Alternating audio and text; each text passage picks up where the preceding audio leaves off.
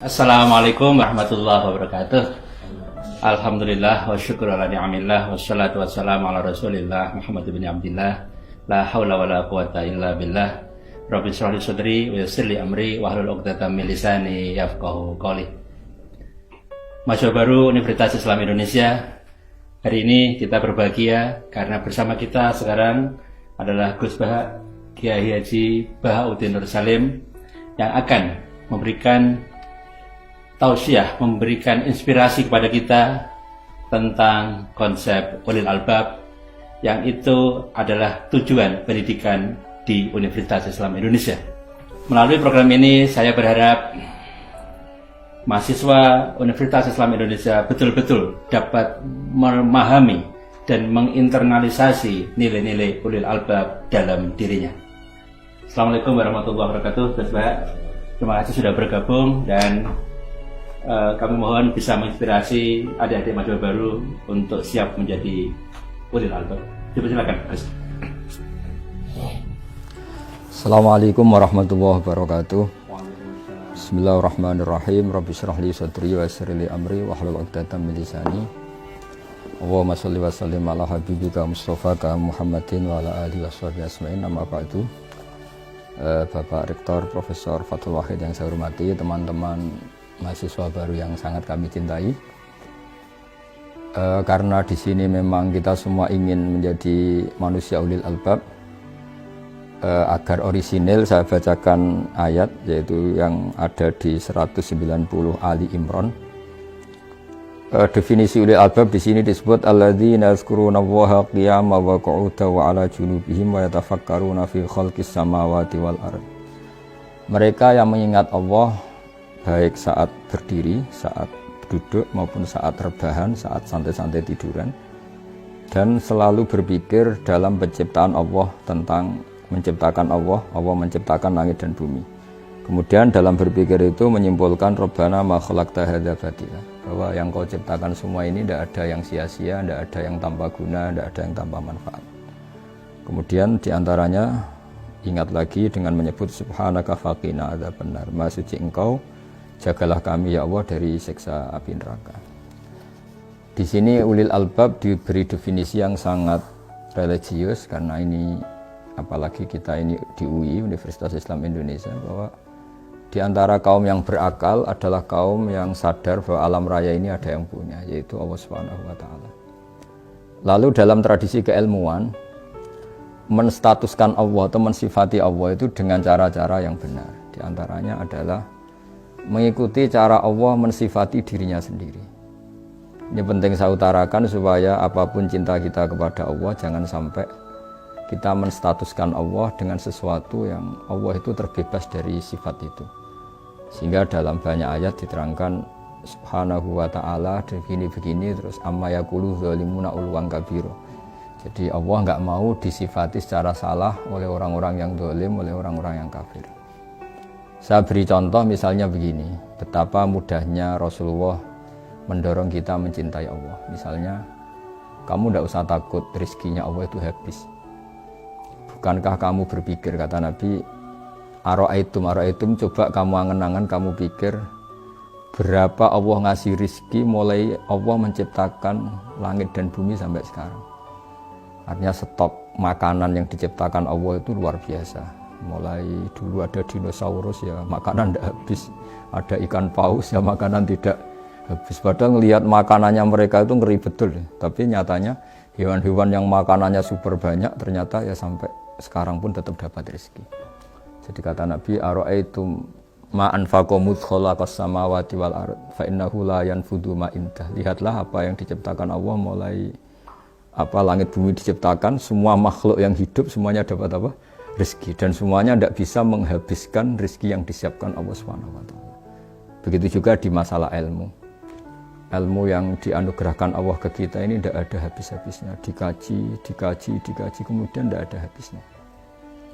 Maka saya berpesan sama adik-adik yang kuliah di UII, bahwa UII adalah didirikan sebagian oleh ulama, ada Gus Wahid, ada dari unsur Muhammadiyah, ada dari unsur beberapa ormas, dan didirikan murni karena kita ingin umat Islam ini terpelajar yang sangat Indonesia. Jadi religius yang sangat Indonesia, atau kalau populernya disebut nasionalis religius.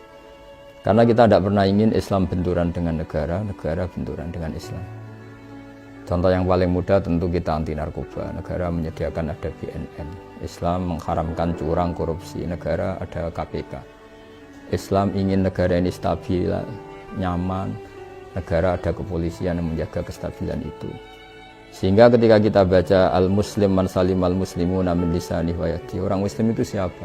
Yang orang lain itu selamat, terbebas dari makarnya dia, dari sikap tidak simpatinya dia, baik yang dilakukan lisan, mulut maupun tangan.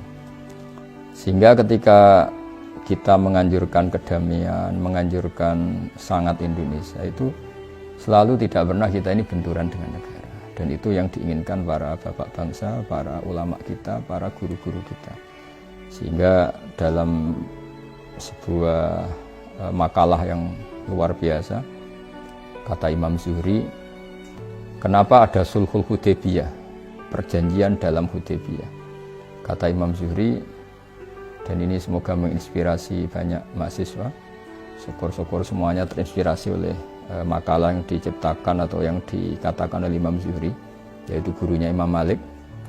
Fama futiha fil islami fathun a'zama min Hudaybiyah. Enggak ada kemenangan Islam terbesar kayak kemenangan dalam Hudaybiyah. Dulu ketika orang kafir ketemu orang Islam, bawaannya itu perang. Kalau ketemu bawaannya perang tarung. Sehingga dalam perjanjian itu Nabi hanya meminta supaya orang itu enggak usah perang dan mendiskusikan kebenaran secara fair. Kata Imam Zuhri, fatafawadu fil hadis wal munazaah, mereka berdebat tanpa tekanan. Falam yatakallam ahadun yaqilu syai'an minal Islam illa dakhula fihi. Jadi barokahnya damai, barokahnya semuanya damai tanpa tekanan, orang diskusi Islam. Setelah diskusi, siapapun yang berpikir objektif akhirnya tertarik kepada Islam. Tentu dulu misalnya mereka diskusi gimana kalau nyembah berhala yang dari batu dengan menyembah Tuhan Muhammad yang sifat dasarnya itu pencipta langit bumi yang ada sebelum ada langit dan bumi. Dengan perbandingan-perbandingan seperti itu akhirnya mereka tahu tentu Tuhan Muhammad lebih benar, lebih baik. Sehingga artinya kata Imam Zuhri, Islam ini pernah begitu unggul ketika nggak ada perang. Karena ketika nggak ada perang, orang diskusi secara santai, secara rileks, tanpa tekanan, dan pasti yang muncul adalah kebenaran. Sehingga agama ini dibawa oleh satu kebenaran yang enggak perlu ekstrim sebetulnya, karena la ikruha fiddin qad tabayyana rusydu minal ghayy. Artinya untuk mengatakan 2 tambah 2 4 itu enggak perlu perang, karena qad tabayyana rusydu, yang mana yang benar ya jelas, mana yang salah ya jelas. Sehingga untuk mengatakan kalau yang Tuhan itu harus yang menciptakan langit bumi, yang jadi Tuhan harus yang paling awal. Ini sebetulnya la ikra fiddin, enggak perlu ada pemaksaan, karena qad tabayyana rusydu minal ghayy, yang benar jelas, yang salah juga jelas. Nah, sehingga dengan tradisi akademik ini kita minta beberapa mahasiswa yang nanti pulang ke daerah masing-masing, ada yang di Papua, di Kalimantan, di Aceh, di berbagai pelosok Indonesia, tolong bawalah agama ini dengan rahmatan lil alamin, dengan santun, dengan baik, karena hakikat kebenaran adalah berkah bagi semua, dan kebenaran mudah dikaji secara sadar kalau kita simpatik. Sehingga dalam sebuah tafsir diterangkan, walau kunta fadhlan walidal qalbi lan faddu min haulik, andaikan kamu Muhammad keras hati dan kamu tidak simpatik, maka orang akan lari dari kamu. Dalam sebuah tafsir dijelaskan, hadza Rasulullah al-muayyad bi ruhil qudus wal muayyad bi malakutis samawati wal ardi. Ini Muhammad, seorang yang luar biasa, sayyidul anbiya wal mursalin, yang sangat ditopang oleh kekuatan langit.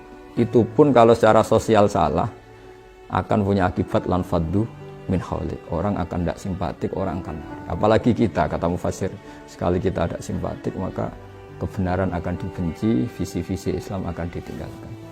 Sehingga sesuai para pendiri UII, para keinginan kita semua, termasuk keinginan Pak Rektor, keinginan kita semua, bahwa Islam ini harus kita bawa secara rahmatan lil alamin, secara kafah, bahwa semua bisa nikmati kebenaran ini, semua bisa bahagia dengan kebenaran ini. Yang terakhir, karena ruang ini namanya ruang apa Pak? Bahagia. Semoga kita bahagia. Karena saya sering diberi nasihat oleh bapak saya, Kalau kamu ngaji harus senang, kalau taat harus senang.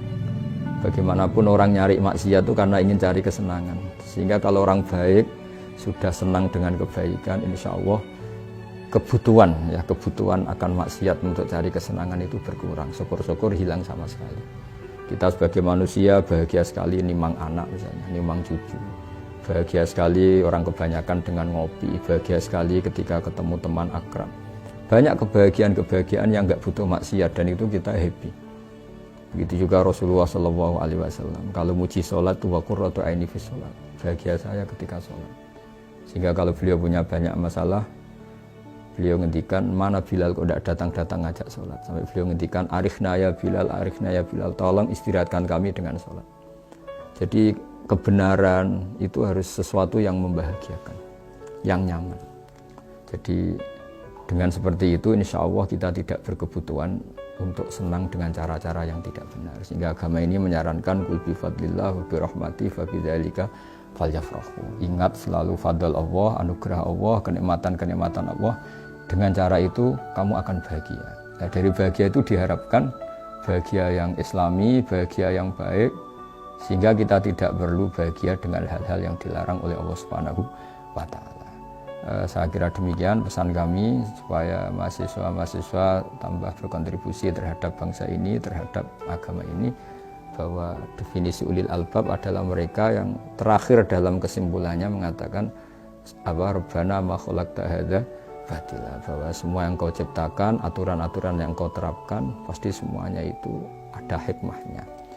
Kita tahu misalnya hikmah terkecil ya, misalnya Allah bikin ini yang ada di kitab-kitab, Allah bikin kutu saja, bikin apa yang di rambut itu kutu atau ketombe, itu barokahnya luar biasa. Ada pabrik sampo yang mungkin mempekerjakan orang berapa dan itu hanya karena Allah bikin kutu.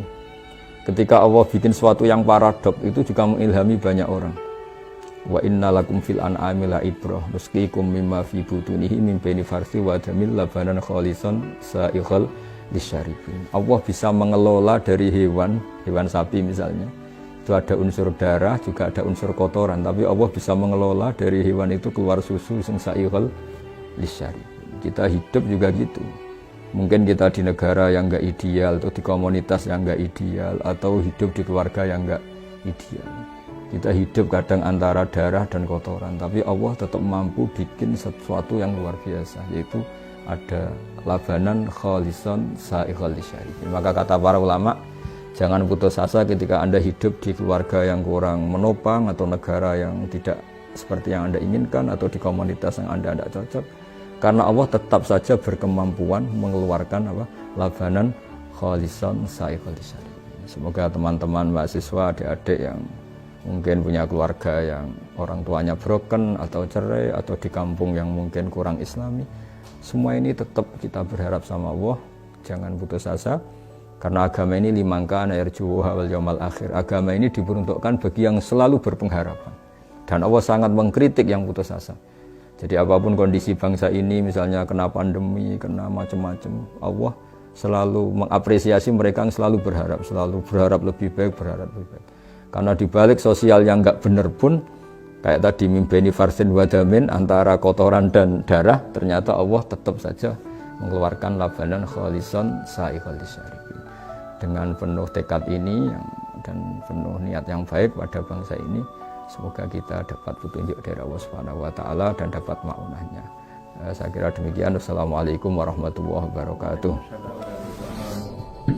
Terima kasih Gus Bah. Ada mahasiswa baru Universitas Islam Indonesia, banyak pesan yang sudah disampaikan oleh Gus Bah. Beberapa di antaranya adalah bagaimana kita tidak mempertentangkan antara keislaman dan kebangsaan. Kemudian juga kita dilarang untuk berputus asa dan selalu menjaga optimisme apapun yang terjadi, sehingga insya Allah kita akan merasakan bahagia dalam menghayati, dalam menjalankan perintah Allah, dan menjauhkan kita dari bahagia karena ingin menikmati maksiat kepada Allah Subhanahu wa Ta'ala. Terima kasih Gus Bah. Kita tutup. Wassalamualaikum warahmatullahi wabarakatuh.